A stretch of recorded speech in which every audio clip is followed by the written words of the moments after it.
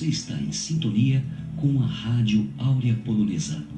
Acesse nossa página na internet www.aureapolonesa.com.br.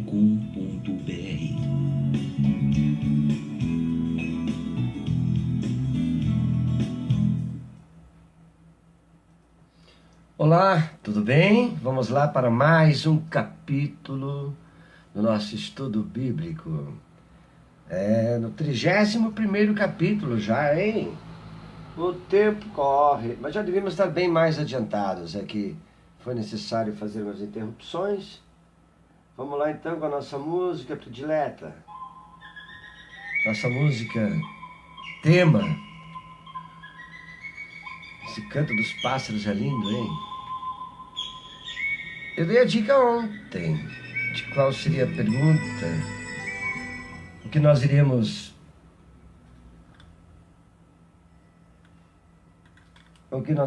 discutir hoje.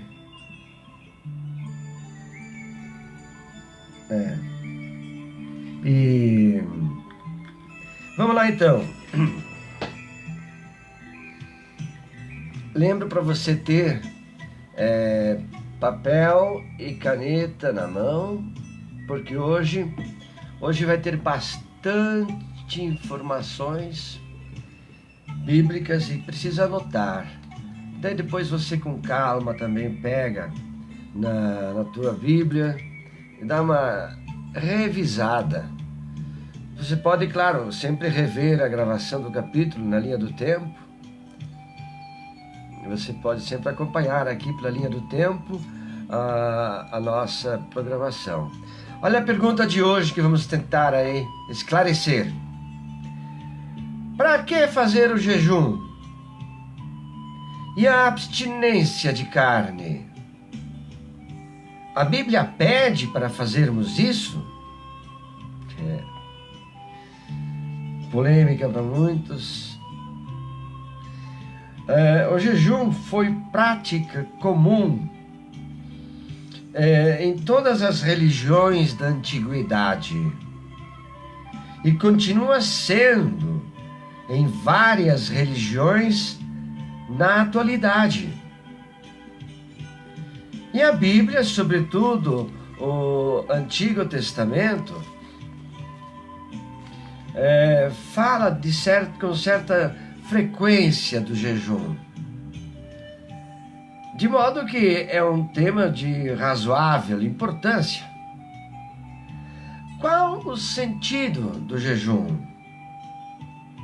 Às vezes, no Antigo Testamento, ele é a expressão de dor, sobretudo quando ligado a outras atitudes, como sentar-se sobre as cinzas, ou cobrir a cabeça com elas, e fazer lamentações, coisas típicas para quem estava de luto.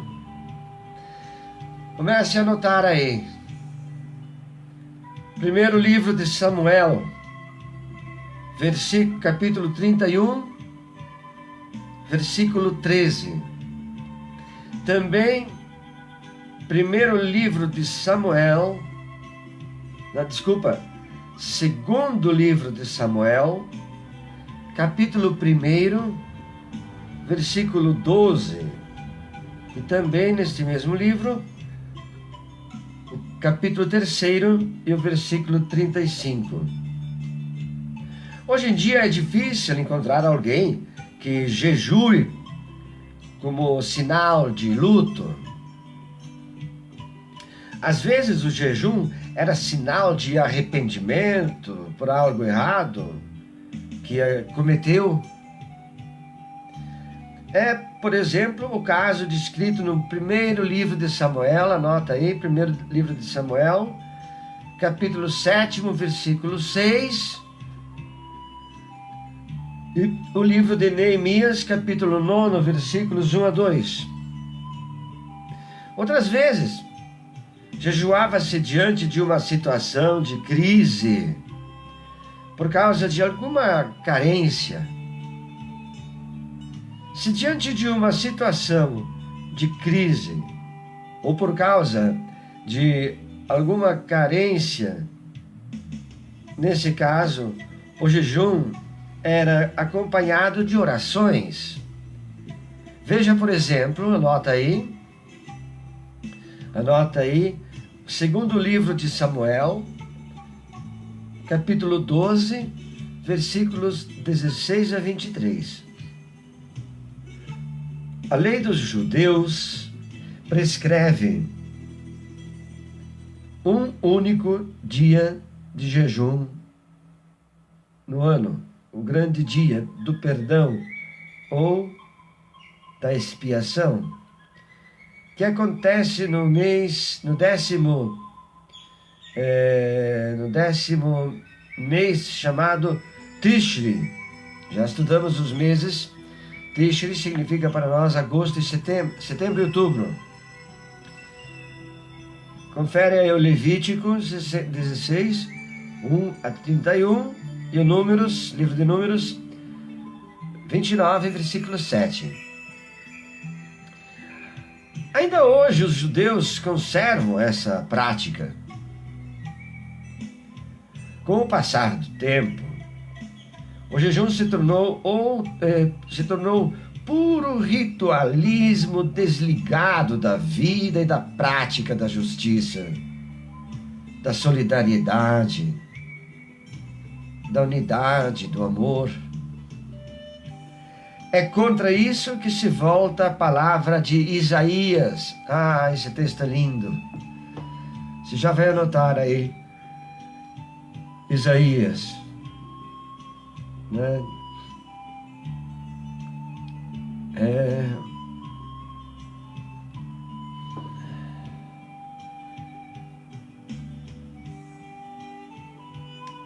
Isaías, a lei dos judeus. Isso foi ao passar do tempo, então o jejum se tornou esse legalismo falso, né? E Isaías ataca esse tipo de costume.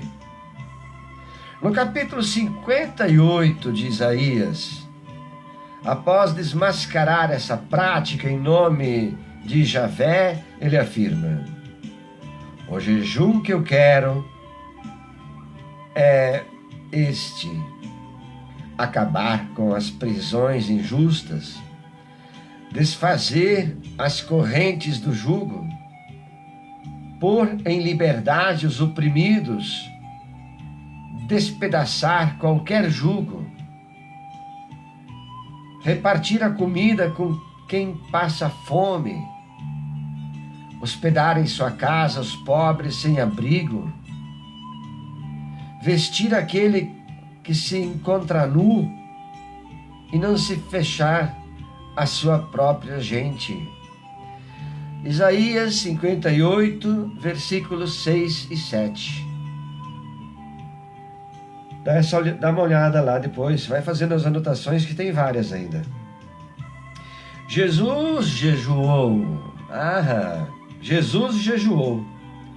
É o que nos garante os evangelhos de Mateus, capítulo 4, versículo 2, e Lucas, capítulo 4, versículo 2 também. Você notou, não é? Desaprovou a arrogância do fariseu. Dá uma olhada lá em Lucas 18, versículo 9 a 14. E por jejuar 2 vezes por semana, que ele, por exemplo, que jejuava 2 vezes por semana, se considerava superior aos outros. Já estou com crédito, né? Como é que é aquele cartão fidelidade? Já estava pensando que estava com cartão fidelidade para a eternidade. Estou com crédito.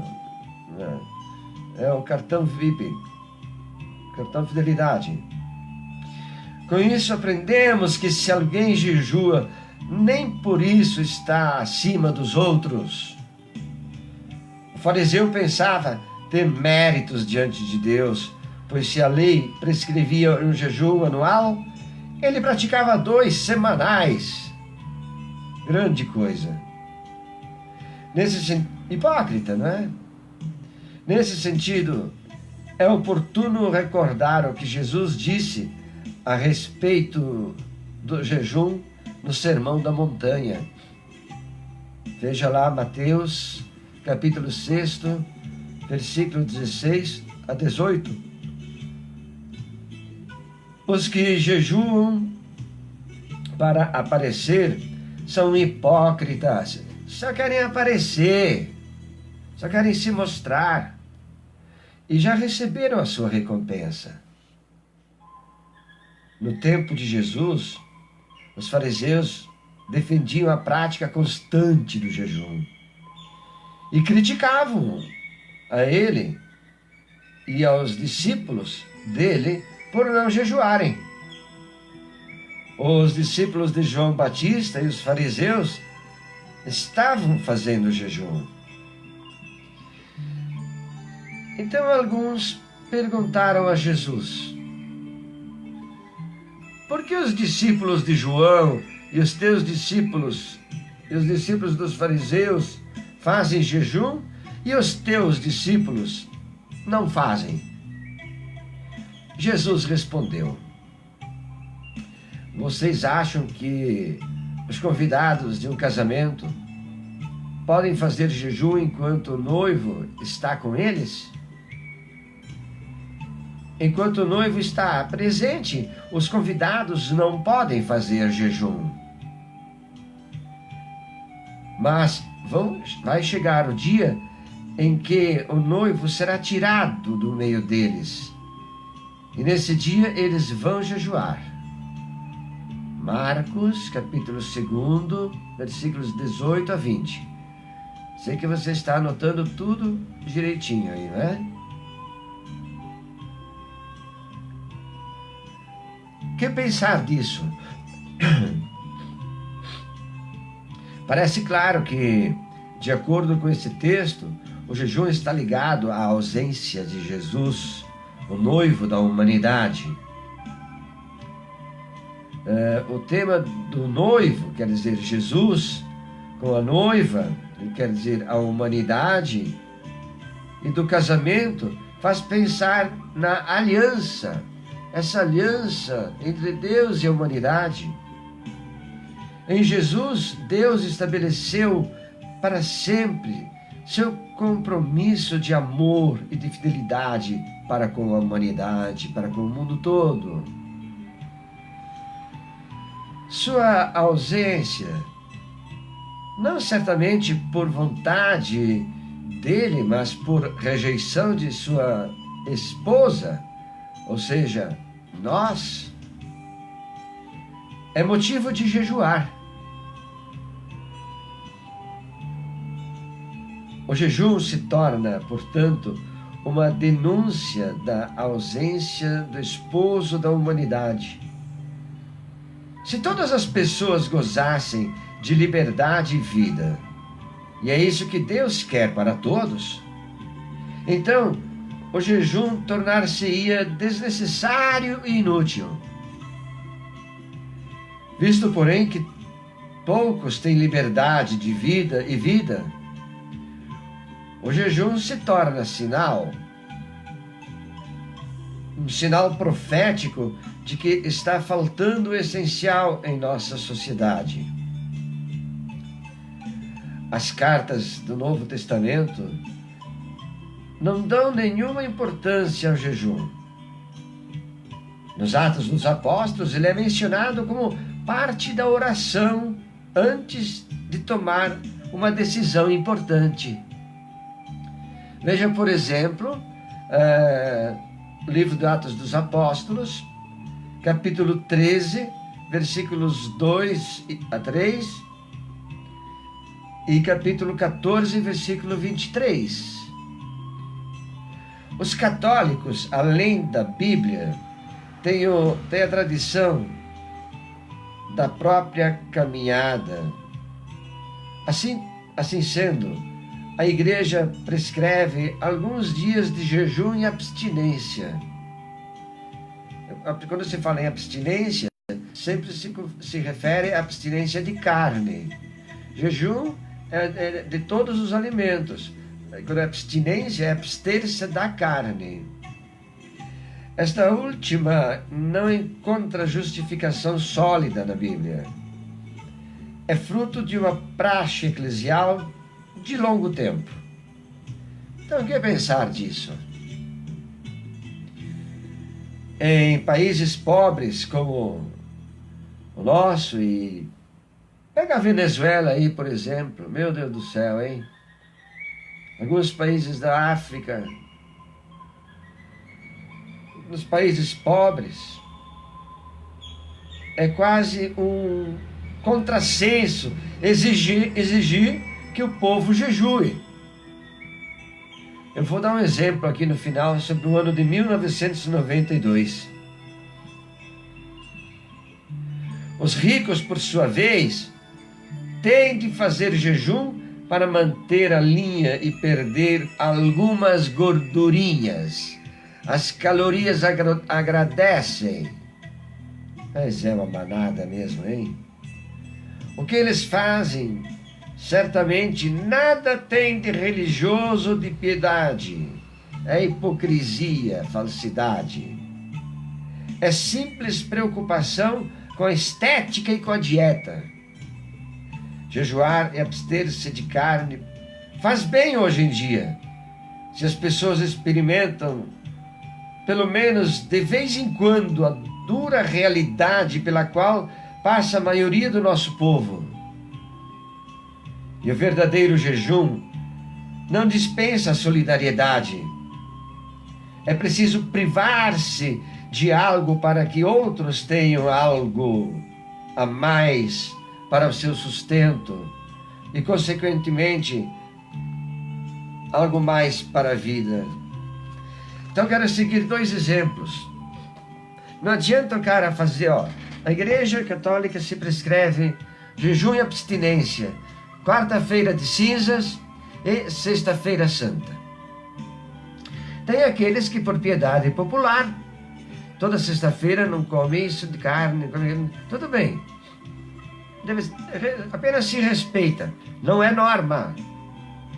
Não é catequese da igreja que manda isso. Tá, mas eu te digo uma coisa. Adianta o cara fazer jejum na quarta-feira e na sexta-feira e depois que o armário já está quase estourando no dia seguinte fazer aquele espetão de churrasco. Mas que diacho de jejum foi esse? Encheu, primeiro deixou as tripas grudarem nas costelas. E no dia seguinte, a geladeira estava lotada de cerveja, de vinho e bacalhau à vontade. Aliás, bacalhau, deixa eu contar uma coisa. Quanto custa 1 quilo de frango e quanto custa 1 quilo de bacalhau? Ah, mas é sexta-feira, tem que comer bacalhau, sexta-feira santa. Onde está escrito isso na Bíblia? Quem falou que tem que comer bacalhau na sexta-feira santa? Come uma sardinha, come um peixe qualquer. Mas não bacalhau, porque é tradição, é tradição. Ok, então deixe que a tradição também reze por você. Adianta você economizar durante a semana, um mês inteiro, para poder comprar aquele maldito quilo de bacalhau que custa horrores de tão caro que é, para dizer que está fazendo jejum comendo peixe. Só que aquela refeição de bacalhau dava para alimentar 10 pessoas durante uma semana inteira. Isso é jejum? Não é. É hipocrisia. É falta de conhecimento, falta de catequese, falta de orientação. Um dia a imprensa, outra, então, já pensou, né? Dá para você mais ou menos entender o que eu falei, senão volta a fita depois aí, a fita. Vai na linha do tempo e reveja. Ou no canal do YouTube. Outro exemplo, em 1992, a imprensa queria pegar de soco o cardeal Evaristo Arnas, por causa do bacalhau, justamente, por causa do preço do bacalhau, por causa do preço dos peixes na feira, etc, etc. E chegaram no cardeal Evaristo Arnas, arcebispo de São Paulo, E perguntaram para ele: e os pobres? Como é que fica para eles poderem comer o bacalhau tão caro? Como é que eles podem fazer o jejum da Sexta-feira Santa com um bacalhau que é tão caro? Mas o Dom Evaristo Arnes deu uma resposta na lata para eles.